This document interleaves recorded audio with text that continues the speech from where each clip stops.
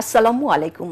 ATN Bangla সংবাদে সবাইকে স্বাগত জানাচ্ছি সীমা খান। শুরুতেই বিআরবি কেবলস সংবাদ শিরোনাম। কয়েকদিনের মধ্যেই বিদ্যুৎ ও গ্যাস সমস্যার সমাধান আশ্বাস তারেক রহমানের। খালেদা জিয়ার জন্মবার্ষিকীতে দুস্থদের সহায়তা, বিরোধী দল আন্দোলনের নামে হঠকারিতা করছে। নানা আয়োজনে পালিত হচ্ছে সাবেক প্রধানমন্ত্রী খালেদা জিয়ার ৮১তম জন্মবার্ষিকী। দেশপ্রেম ও গণতন্ত্র রক্ষায় তার অবদান স্মরণ করছেন সর্বস্তরের মানুষ। অবসরপ্রাপ্ত শিক্ষকদের কল্যাণ তহবিলও আত্মসাৎ করে প্রতীত স্বৈরাচার, ক্ষোভ প্রধানমন্ত্রী। নিউরোসায়েন্সের ৫০০ শয্যার নতুন ভবন উদ্বোধন, কার্যকর স্বাস্থ্য ব্যবস্থা গড়ার অঙ্গীকার। ভারত ও বাংলাদেশের স্বাধীনতা সংগ্রাম একই সুতোয় গাঁথা, মন্তব্য ত্রিবেদীর।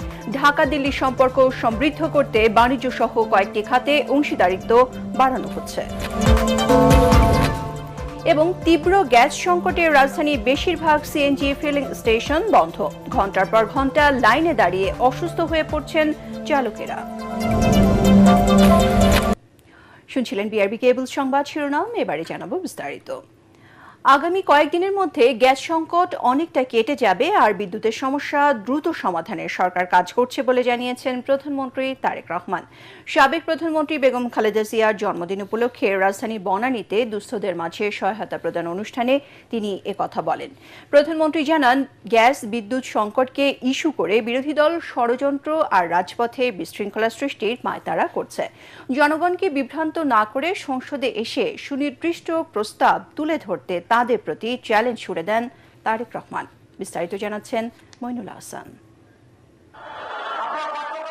তিনবারের সাবেক প্রধানমন্ত্রী প্রয়াত বেগম খালেদা জিয়ার ৮২তম জন্মদিন উপলক্ষে রাজধানীর বনানীর টিএনটি মাঠে দরিদ্র, অসহায় ও অসুস্থ ব্যক্তিদের আর্থিক সহায়তা প্রদানের জন্য এ আয়োজন।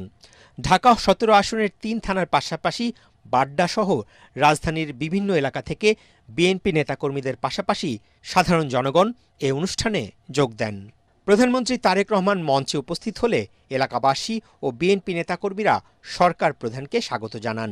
বক্তব্যের শুরুতেই প্রধানমন্ত্রী ত্রয়োদশ জাতীয় সংসদ নির্বাচনে এই আসন থেকে তাকে বিজয়ী করায় এলাকাবাসীকে আবারও ধন্যবাদ জানান। নির্বাচনের পরবর্তীতে আপনারা দেখেছেন, এই সেই মাঠ, যে মাঠ থেকে আমরা বাংলাদেশের মা বোনদেরকে আমরা বলেছিলাম যে আমরা ফ্যামিলি কার্ড দিব, সেই ফ্যামিলি কার্ডের সবচেয়ে প্রথম কার্যক্রম এই সেই মাঠ যেখান থেকে আমরা শুরু করেছিলাম। তারেক রহমান বলেন, দুর্নীতি লুটপাটের মাধ্যমে পতিত স্বৈরাচারী সরকার দেশের সব প্রতিষ্ঠান সহ অর্থনীতিকে ধ্বংস করে দিয়ে গেছে। বিধ্বস্ত দেশ পুনর্গঠনে কাজ করছে তার সরকার। এই দেশকে বিধ্বস্ত করে রেখে গিয়েছিল ফ্যাসিবাদ। এই দেশকে অর্থনীতিকে শুরু করে প্রত্যেকটি ব্যবস্থাকে ফোকলা করে রেখে গিয়েছে এই ফ্যাসিবাদ।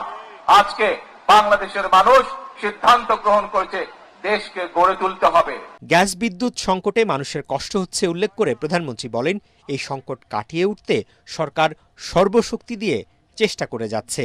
স্বৈরাচাররা একটি গ্যাস গ্রুপ নতুন করে তারা খনন করেনি বা করতে দেয় নাই সরকারি সংস্থা যেটি আছে, বরং তারা এই পুরো সেক্টরটিকে বিদেশিদের হাত